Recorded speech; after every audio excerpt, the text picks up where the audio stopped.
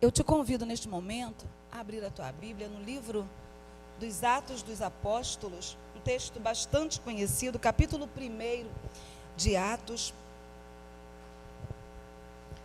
É o texto que nós vamos usar como base da nossa palavra nesta manhã, da nossa reflexão nesta manhã. Nós não iremos nos estender. Diz a palavra do Senhor no livro de Atos, capítulo 1, versículo 8.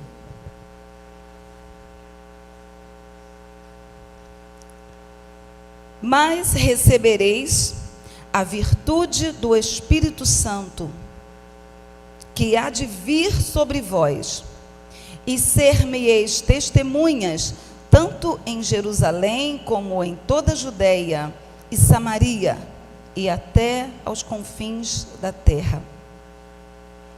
Eu vou repetir o texto. Em algumas versões diz, mas recebereis poder. Na minha versão diz, mas recebereis a virtude do Espírito Santo, que há de vir sobre vós, e ser-me-eis testemunhas, tanto em Jerusalém, como em toda a Judeia e Samaria, e até aos confins da terra. Palavra do nosso Senhor Jesus, quando encerrou aqui o seu ministério terreno, estava na despedida com os discípulos, depois da sua ressurreição, antes de ser assunto aos céus. O Senhor Jesus deixou esta palavra: recebereis poder e ser-me-eis testemunhas. Hoje o que nós vemos de trabalhos missionários, de projetos,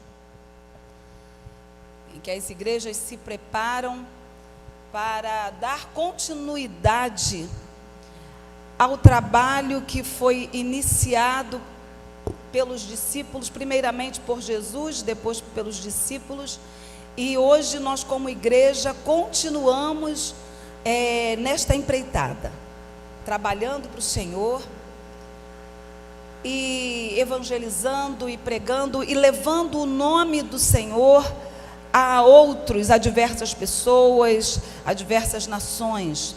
O Senhor tem chamado a mim e a você para esta obra. Ele não precisa de nós, não é, pastor? Deus não precisa de nós, Deus não precisa de nada, mas Ele nos dá o privilégio de participarmos. Ele nos dá o privilégio de falarmos o seu nome, de pregarmos o seu nome. É privilégio que o Senhor nos tem dado, e nós somos agradecidos, somos gratos a Ele por sua morte lá na cruz, e isto nos impulsiona a pregar o Evangelho do Senhor. Nós vimos aqui neste texto o Senhor deixando para os discípulos uma ordenança: ser-me-eis testemunhas. Mas antes disso, Ele diz: vos darei poder.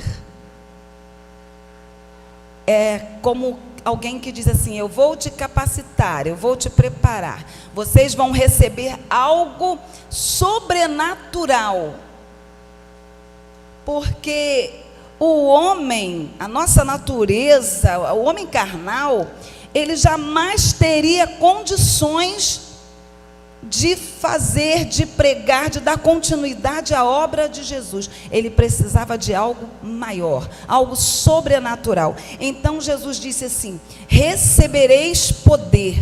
É assim, vocês vão receber uma força tal que vai capacitar, que vai impulsionar, que vai fazer você crer naquilo que você prega, e você vai ser testemunha, porque para ser testemunha, você tem de ter algo.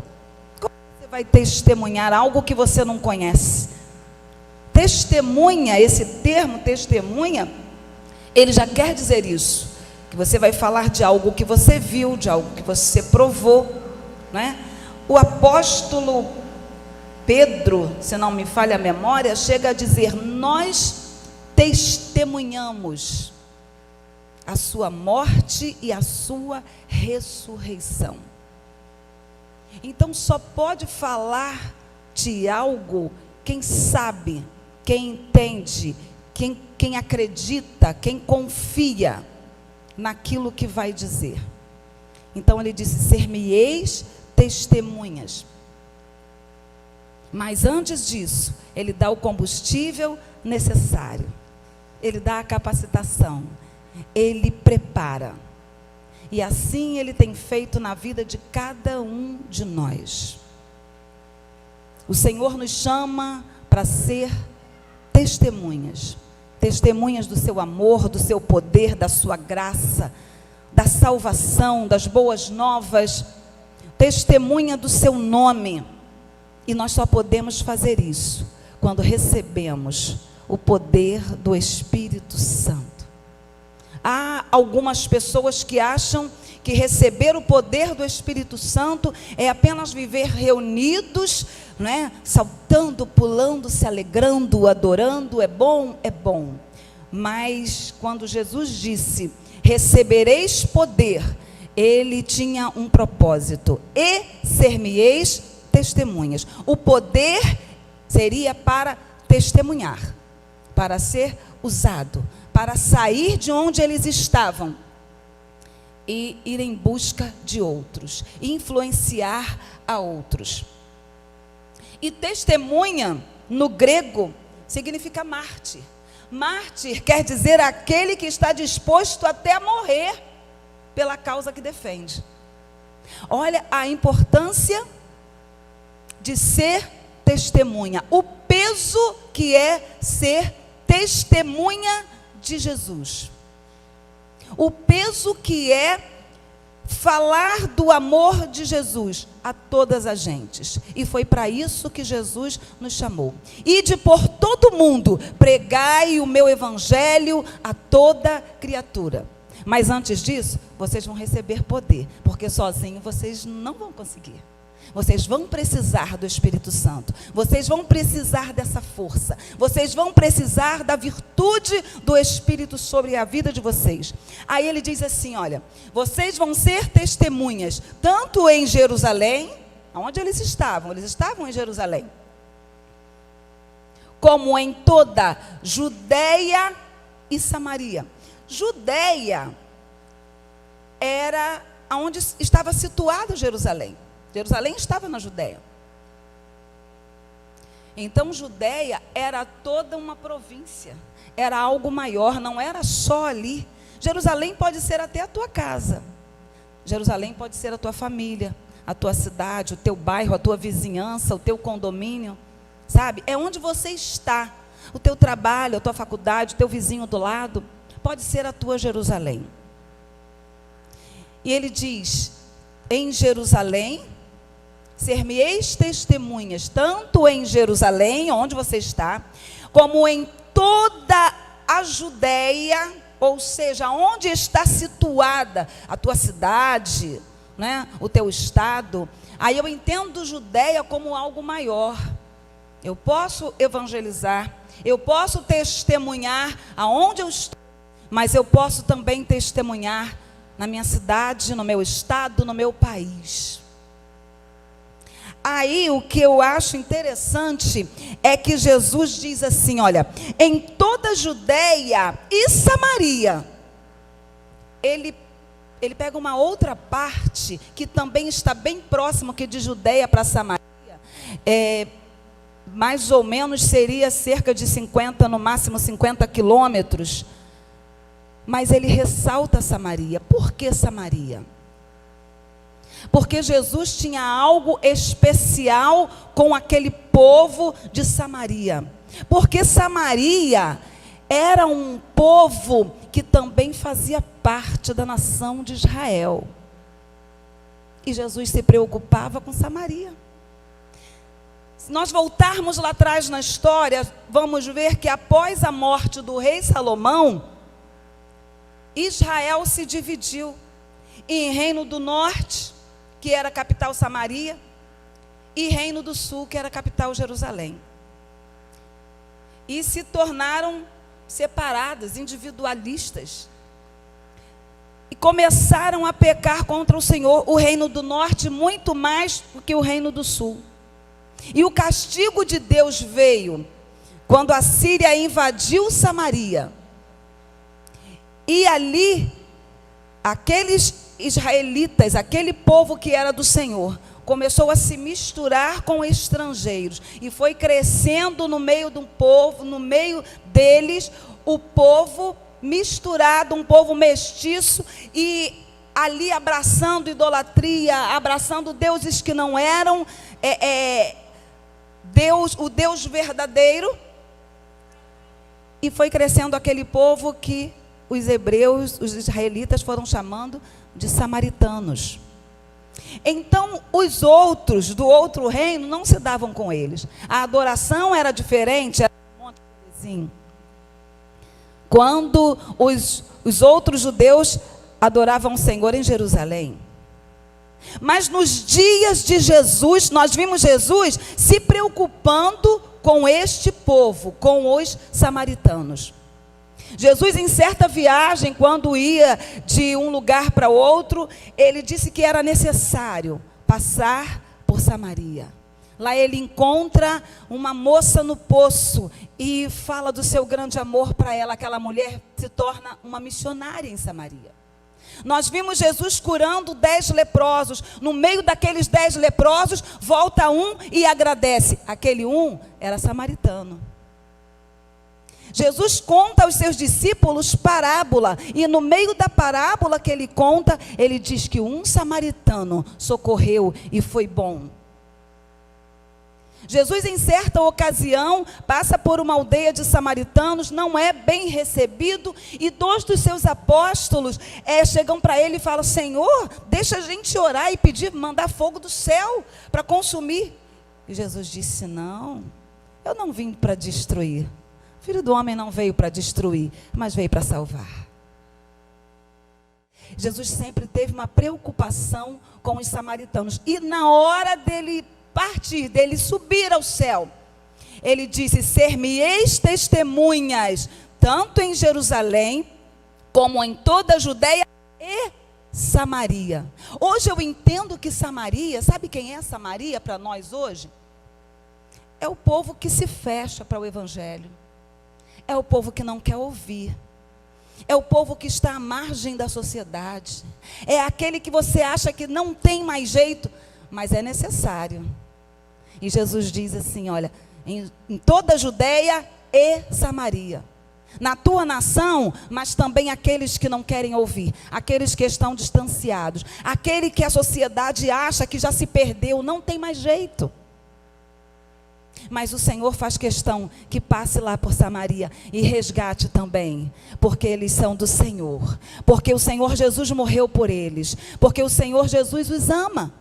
E nós precisamos entender isso, porque aos nossos olhos, muitas vezes, nós olhamos e dizemos assim: ah, mas não tem mais jeito. Como foi falado aqui na frente hoje, pela irmã que estava dando a lição da escola bíblica, não foi isso? Era a lição da escola bíblica ainda, né? Nós precisamos amá-los, não importa se são ex. É necessário passar por Samaria. É necessário ser testemunha em Samaria. Aí ele diz: até os confins da terra. Tanto em Jerusalém, aonde eu estou, como em toda a Judeia e Samaria e até aos confins da terra. Eu tenho um irmão, ele é mais novo que eu, 1 ano, e um dia ele disse para minha mãe: mãe, eu quero ser missionário.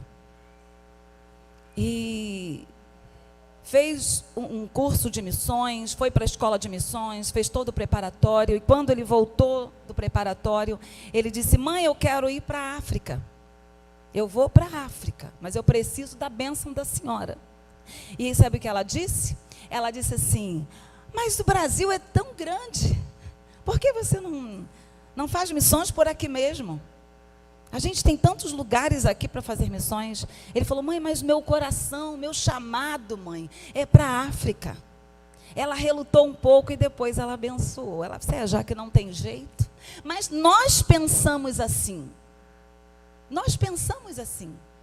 Mas nós temos muito espaço, temos muitas pessoas precisando aqui.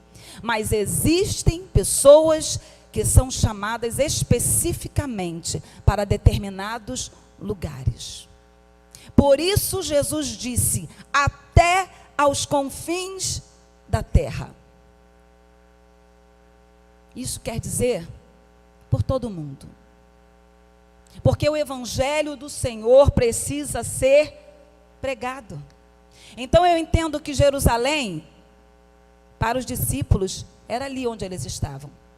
Judeia, todo o território onde era governado pelos judeus, mas era do Império Romano. Era uma grande província. Samaria, aqueles que precisavam de ouvir a palavra do Senhor Jesus. E os confins da terra é para que o evangelho chegasse até a mim e até a você. Por isso eles se espalharam até os confins da terra. Mas o Senhor não chamou os discípulos para uma vida fácil. Eu vou te dar o poder e você vai sair por aí pregando e vai ser muito bom. Não. Nós fazemos questão das promessas do Senhor quando elas são boas. É ou não é? Né? Quantos não temas tem na Bíblia? Né? Quantos eu sou contigo tem na Bíblia? Nós gostamos. E muitas vezes nós tomamos posse dessas promessas e devemos tomar mesmo, porque o Senhor vai na frente, porque o Senhor vai abençoar, porque o Senhor vai fazer, porque o Senhor vai me dar, e eu tomo posse da chave, eu tomo posse disso, eu tomo posse.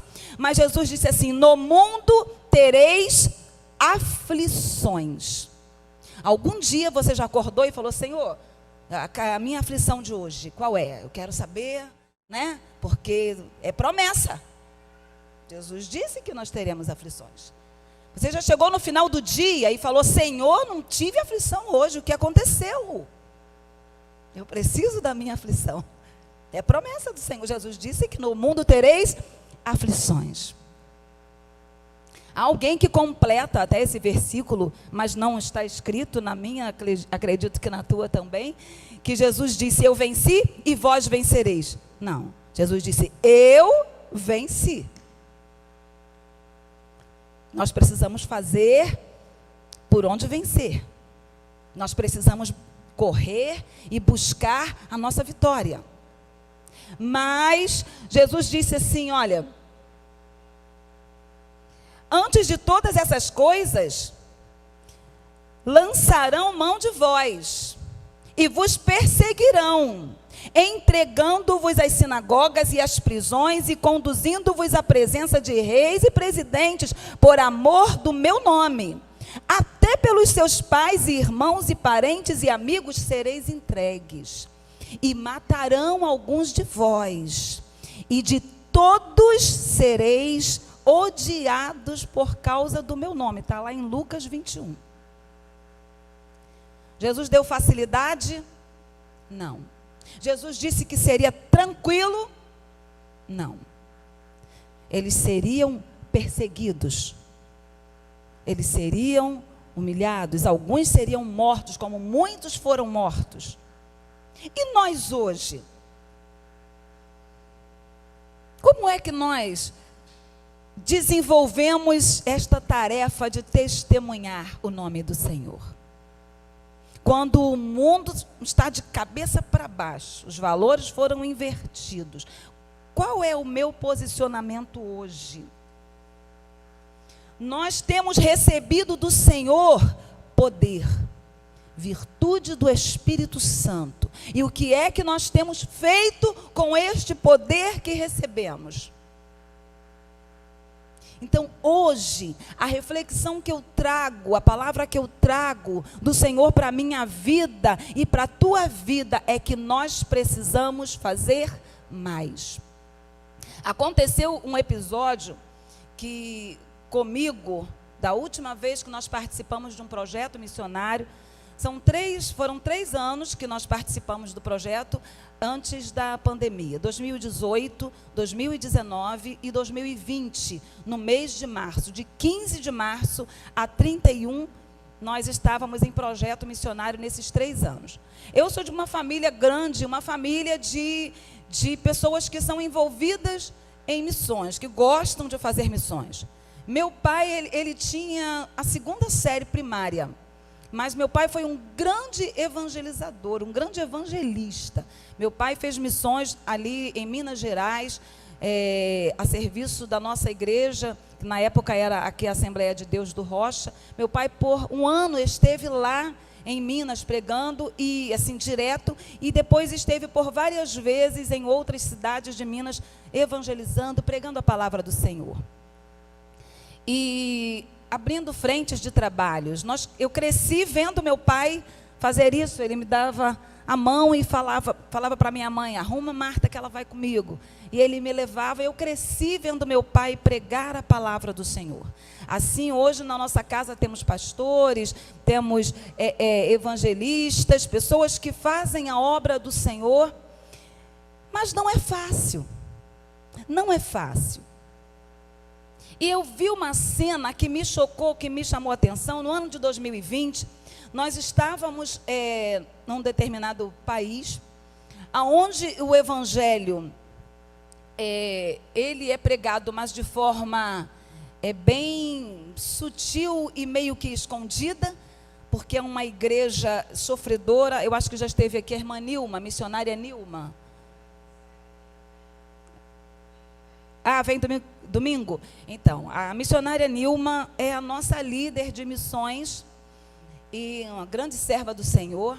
E me chocou ver a cena que eu vi da última vez que nós estivemos em Cuba. Ela me chamou final de 2017 para participar desse projeto. Nós não tínhamos condições financeiras, o ano de 2017 todo eu passei desempregada. E eu disse: eu não tenho como viajar. E ela me deu valores e tudo, e eu não tenho como, não dá. E ela disse: Martinha, faz assim, nós vamos estar orando. Se for de Deus, Ele envia o recurso. Mas conversa primeiro com a sua família, com a sua igreja e tal, e vê, né, a minha igreja é a mesma da dela. E vamos ver o que Deus faz. E quando eu conversei com minha amiga Marivete, pastora Marivete. Quando eu conversei com ela disse: que maravilha, Marta, que bom. Vai sim. Eu falei: vai sim, como? Ela: pode ir, a passagem eu garanto. Corre atrás do resto.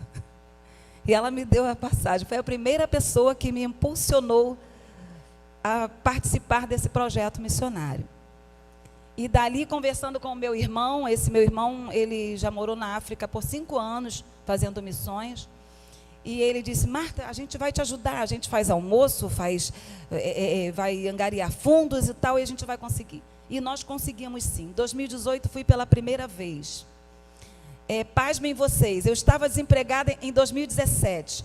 Quando, em 2018, eu me coloquei à disposição para fazer missões, pastor, em janeiro, alguém me liga em fevereiro e diz assim: eu estou precisando você foi indicada aqui por alguém, e eu estou precisando de você para trabalhar na minha empresa. O gerente vai embora e eu queria que você assumisse o lugar dele. E eu falei: ah, tá bom, eu estou precisando de emprego, vou trabalhar em fevereiro. O projeto era em março. E eu cheguei naquela empresa e o homem disse para mim tudo o que precisava. Eu falei: só que eu não posso começar agora. Era dia 23 de fevereiro. E ele disse assim: mas como assim não pode começar agora? Eu falei: eu só posso em abril. Ninguém que precisa de um trabalho vai esperar o outro mês. E ele disse para mim assim: mas abril? Eu falei: por quê? Aí eu expliquei para ele: eu estou envolvida num projeto missionário que começa agora dia 15 de março, então eu só retorno no dia 31 de março. Então, a partir de 2, 3 de abril, pode contar comigo. Mas agora eu não posso. E ele disse assim, você pode trabalhar quantos dias? Fevereiro é um mês pequeno, e eu já tinha uma viagem programada em São Paulo, para São Paulo no final do mês. Eu falei, esse final do mês também não posso, porque eu já tenho isso, isso, isso. Aí ele disse, quando você pode? Você pode começar dia 5 de março e trabalhar até o dia 14? Eu falei, posso. E ele falou assim, então tá bom, tá fechado. Começa dia 5, trabalha até dia 14. Aí você volta em abril. E foi uma coisa muito interessante, porque você não começa no trabalho e recebe férias. Isso não acontece. Não acontece. Mas comigo aconteceu. Comecei dia 5 de março, dia 15 de março eu estava de férias. E no dia de eu sair, no dia 14, na hora de eu ir embora para casa, o rapaz que era o gerente que estava saindo, ele que ainda estava fazendo todo o pagamento e tal, ele virou para mim e disse assim, eu não entendi, o que é que você tem? Eu disse, não sei, nada, por quê? Não, porque o chefe acabou de me ligar agora e falou para mim que era para eu te pagar os dias que você trabalhou, porque você vai viajar e precisa de dinheiro. Eu falei, preciso mesmo. Pode me pagar porque eu preciso. E isso marcou minha vida. Mas quando chegou agora, em 2020, nós sempre vamos dia 15 e voltamos dia 31 para esse país. E quando chegou em 2020, nós chegamos lá no dia 20, nós chegamos no dia 16 de março em Cuba. E muita gente falando, não vai, não é hora de sair do país, não é hora de aeroporto, disso tudo e tal, e não vai, não vai, não vai. E nós tínhamos uma palavra do Senhor. Desde o primeiro projeto, eu levo e eu trago na minha paz. A empresa aérea não desmarcou nossa passagem. Estava tudo certo. Eu falei, Nilma, está tudo tranquilo? Marta, até agora está tudo certo para a gente ir. Arrumamos as nossas malas e nós chegamos ali, começamos o trabalho, e nós temos trabalhos direto lá. Em Cuba, o que nós levamos em Cuba? A Cuba. Nós levamos cursos de capacitação para o ministério infantil, para o evangelismo infantil, seminário teológico para a igreja, para os irmãos, né? Curso de capacitação de obreiros, e durante o dia nós fazemos toda essa parte de cursos. Também levamos projetos de serviços, trabalhos manuais. E lá nós ensinamos mulheres a fazerem bordado, crochê, macramê, vagonite, essas coisas que a gente sabe aí, né? Corte de cabelo e costura, corte e costura. Quem sabe fazer alguma coisa, chega lá, ensina, né? Porque eles têm muita dificuldade. No primeiro ano que a gente foi, a internet era muito precária. E a gente só tinha um lugar na praça onde tinha Wi-Fi. Nós comprávamos um cartão para falar meia hora, falar 20 minutos, mas tinha que ir lá na praça para conseguir o Wi-Fi e fazer a ligação para casa. Geralmente não era nem ligação, a gente falava mesmo no WhatsApp, né, no áudio, que é mais rápido. E muita dificuldade. Então, eles lá têm essa dificuldade de conseguir material, de conseguir produtos. Não existe loja, como a gente vai ali no Alcântara, aquele monte de loja. Não existe loja.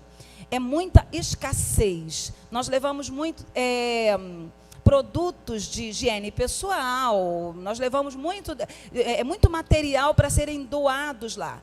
Quando nós vamos no projeto, a nossa mala, ela vai cheia, lotada, a gente paga excesso de bagagem. Mas, na volta, a gente coloca uma mala dentro da outra e a gente traz as malas vazias e vem apenas com a nossa roupa, sabe? Porque a gente deixa tudo lá. A gente aprende a se desprender de muita coisa. Porque lá eles não têm. Lá não tem. É interessante. Mas lá não tem. Lá a gente queria uma folha de papel A4 para fazer diploma que faltou. E foi difícil encontrar. Então, os nossos irmãos, a igreja lá, no momento não é uma igreja tão perseguida, mas é uma igreja sofredora. Pessoas que vão para a igreja, ficam o dia inteiro na igreja e comem apenas um pedacinho de pão, às vezes com alguma coisa dentro, tipo um patê, ou então com nada, sabe? E tomam lá um suco. Então, é muita dificuldade. Mas os irmãos, a gente marca os cursos, 8 horas da manhã, a igreja está lotada, está todo mundo lá. Vai fazer aula de bordado à tarde para as irmãs, os irmãos, porque lá não tem emprego, trabalho, os irmãos estão lá para aprender bordar, costurar, pintar, fazer pintura em tecido, aprender a cortar um cabelo, estão lá para aprender. Então o trabalho é muito lindo, é muito gratificante. Vocês vão ouvir ainda a irmã Nilma falar mais sobre isso. E quando chegou no dia 23 de março, dessa última vez que a gente foi, quando nós chegamos lá, estourou aqui no Brasil a pandemia e fechou tudo, e aquela dificuldade toda que vocês conhecem. E na primeira semana que estávamos lá, chegou o dia 23, nós chegamos dos trabalhos da tarde, fomos nos arrumar e tudo para a noite, quando ligamos uma televisão assim, bem cheia de chuvisco, aquela que a gente coloca o bombril na ponta da antena, né? Para assistir o jornal. E alguém de parte do governo disse assim: pastor, informamos a todos os estrangeiros que estão no país que vocês têm 72 horas para deixarem o nosso país. Não poderão ficar em casas de parentes ou de amigos, e se não conseguirem sair do país em 72 horas, ficarão sob custódia do governo. E as famílias cubanas que forem vistas, né, que forem pegas deixando em suas casas algum estrangeiro, elas poderão sofrer prisão. E nós olhamos um para o outro, aí, né, o coração fica bem apertado. Aí a irmã Nilma chegou para nós e falou assim: olha, ninguém liga para casa, ninguém dá essa notícia em casa, vamos orar e vamos ver o que o Senhor vai dizer. Fomos para dentro da igreja. Lá não tem igreja como aqui, que tem os nomes na frente. Não, a igreja é nos fundos do quintal de uma casa. É casa culto, não é igreja, é casa culto. Aí tem ali o salão. E nós fomos para aquele salão, fomos orar. E o pastor da igreja falou para nós, o pastor Carlos disse: nós não podemos ficar com vocês, não poderemos ficar com vocês. Amanhã cedo nós vamos levar vocês para o aeroporto. Mas eu vou estar com vocês para o que precisar. Se tiver que ir para o consulado, para a embaixada, nós vamos estar juntos. Amém? Amém. Oramos e cedo nós saímos. Quando nós saímos e chegamos no aeroporto, para tentar adiantar o nosso voo, que o nosso voo era para o dia 31 e ali era o dia 23. E a primeira moça que atendeu só dizia nó, nó, nó, nó, e nó mesmo. E assim com uma cara muito feia para a gente. E chamou outro rapaz e ele pegou também para olhar nossas passagens e não estava conseguindo. Disse que no Brasil todos os aeroportos estavam fechados e eles não tinham voo. Ele falou assim: nós não temos voo para colocar vocês antecipadamente. O voo de vocês será no dia 31. Mas a Nilma tentou explicar que no dia que o aeroporto fecharia, seria na terça-feira, que completaria as 72 horas. Eles disseram que não tinha condição da gente embarcar. Quando chegou lá no final do corredor, um rapaz veio e perguntou o que é que estava acontecendo. E esse rapaz que nos atendeu explicou o que estava acontecendo. Ele foi lá para o computador e eu achei interessante que eu não vi aquele rapaz ver nenhum papel nem nada, só sei que ele olhou para nós e disse assim: é Marta, Nilma e Norma? Aí dá sabe, aquela alegria dentro da gente, né? E Nilma rapidinho, né, Nilma? Sim, sim. E ele disse, olhou lá no computador e disse: serve Belo Horizonte? Serve? Porque no Rio, São Paulo, não tem aeroporto aberto. E nós fomos parar em Belo Horizonte. Quando chegamos em Belo Horizonte, aí eu vou falar a cena que eu disse que me impactou. a gente brinca, né, em viagem, né, implica uma com a outra. E Nilma estava com 68 anos, Norma com uns 60 e poucos também, eu era mais novinha delas, 18 por aí. Mas eu cheguei para ela, a gente chegava assim, de vez em quando uma filmava a outra fazendo uma coisa e tal. E aí nós chegamos em Minas Gerais, em Belo Horizonte, às 11 e pouca da noite. Só nós no aeroporto, mais ninguém, o aeroporto deserto, vazio. Os guichês fechados, só iriam abrir de manhã. E nós tínhamos que passar a noite ali. Eu falei para elas, vocês descansem um pouquinho, eu fico vigiando as malas, né? E vocês descansem um pouquinho. E elas duas tomando remédios de pressão, Norma diabética, bem acima do peso. E elas deitaram assim no aeroporto, nos banquinhos, e elas deitaram e dormiram, enquanto eu vigiava as malas. E começaram a roncar muito alto, mas muito alto, muito alto. Aquilo fazia um eco naquele aeroporto vazio, sabe? E eu disse, eu vou filmar, né? Peguei o celular, falei, vou filmar e depois a gente vai rir um pouco, né? A gente vai rir um pouco dessa situação, né? Mas eu vou filmar. Aí eu peguei o celular, preparei o celular para filmar as duas dormindo e roncando. Eu não consegui fazer isso. Quando eu coloquei ali, né, a cena dentro do celular, vieram lágrimas nos meus olhos. Uma com 68, a outra com 60 e poucos também. E aquilo mais me comoveu. Eu falei, Senhor, não é nem assunto para brincadeira. Elas estão gastando, sabe, a vida, o corpo, sabe, na obra do Senhor. Que coisa linda. Dentro de mim, eu pensei, Senhor, o que eu fiz até hoje? Os tantos jovens que podiam estar aqui, iam passar a noite aqui tranquilo nesse aeroporto. Mas elas estavam ali, sabe? Eu vejo como essa palavra que a gente viu aqui. Olha, vai ser difícil.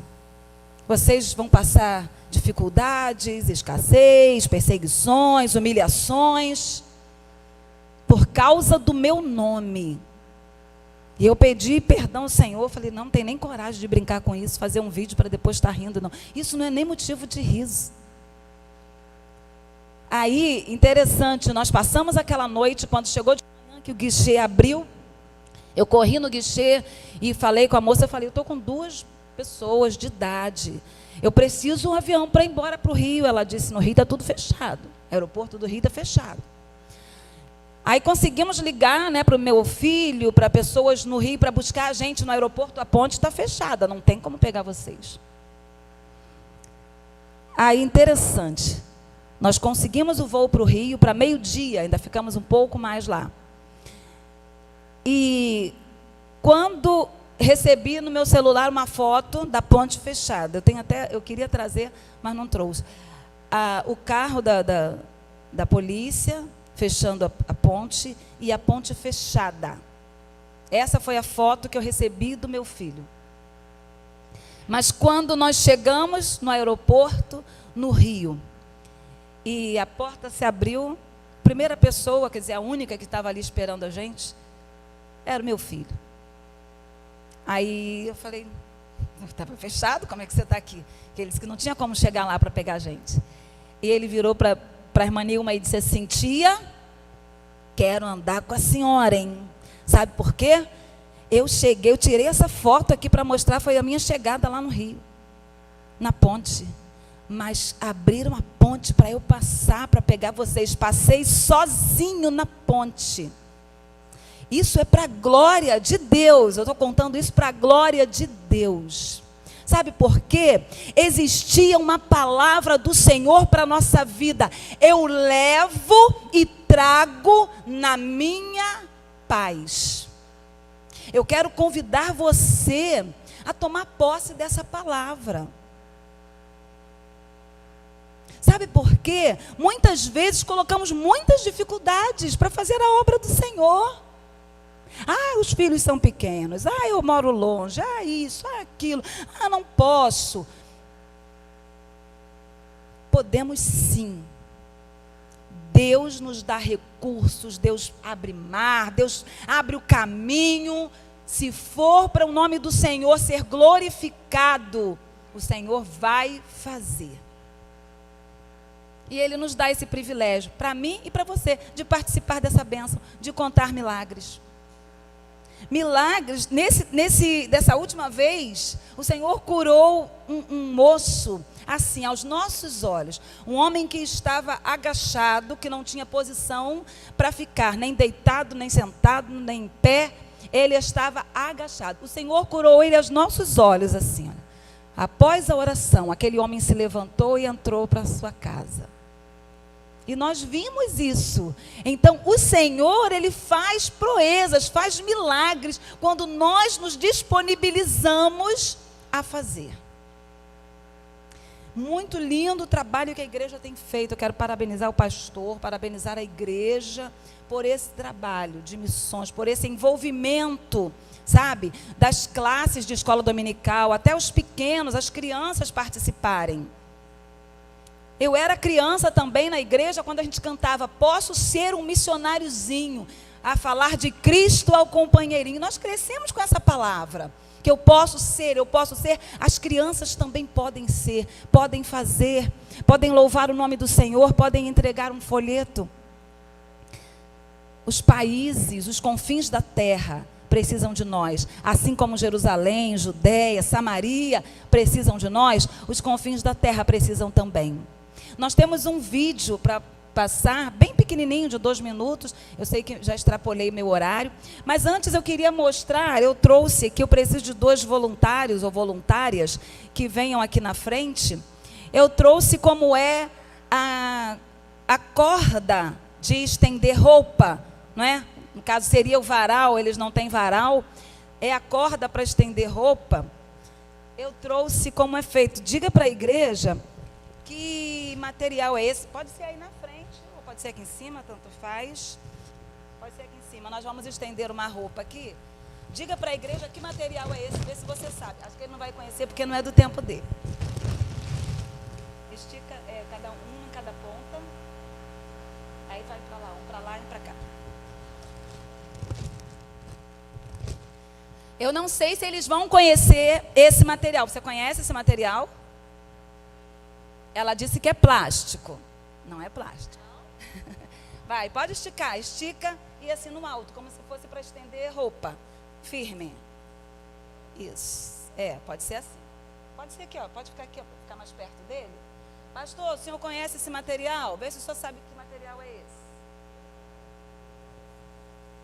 O que é isso, pastor?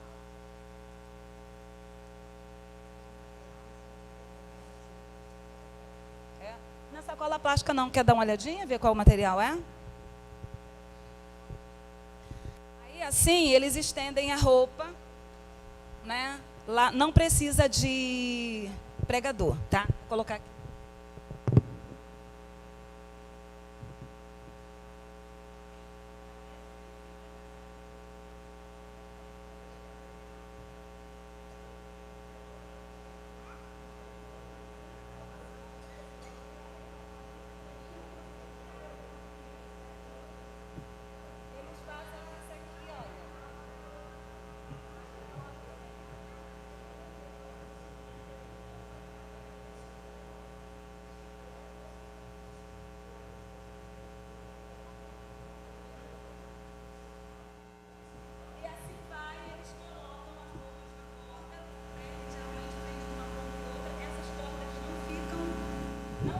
Assim, direto no quintal, sabe?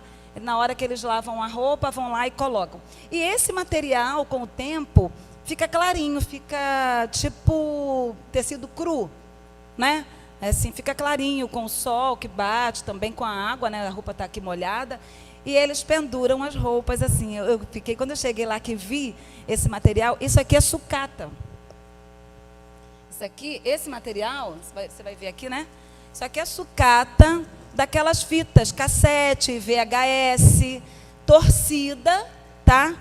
Para fazer esse tipo de corda, esse tipo de ferramenta que nós usamos aí. Nós temos a cordinha, colocamos o pregador, né? Pode guardar para mim, por favor? Então, eles fazem dessa forma, sem precisar do pregador, e um material de sucata, né? De algo que os jovens nem conhecem, né? Pode. Os jovens não conhecem, né? E é uma corda também que dá assim, se você quiser tirar toda a roupa de uma vez da corda, você não precisa ficar tirando de uma a uma.